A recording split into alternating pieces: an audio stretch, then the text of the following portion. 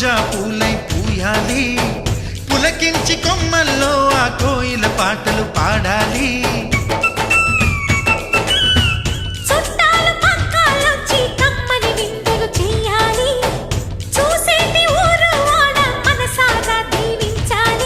నలుగురు కలిసి చేతులు కలిపి మన కలలన్నీ పండించాలి.